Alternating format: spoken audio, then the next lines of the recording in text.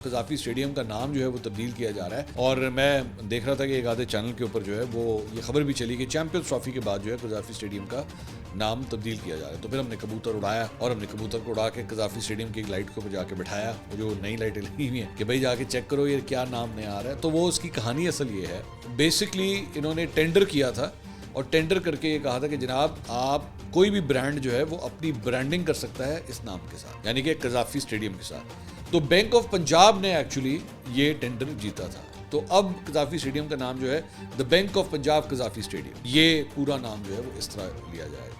कज़ाफ़ी stadium वैसे ही रहेगा, bank of Punjab इसमें ऐड हो जाएगा। इस बिल्कुल उसी तरह जिस तरह कराची के अंदर नेशनल स्टेडियम है तो वो बेसिकली नेशनल बैंक स्टेडियम कहलाया जाएगा, वो इस तरह चेंज होगा।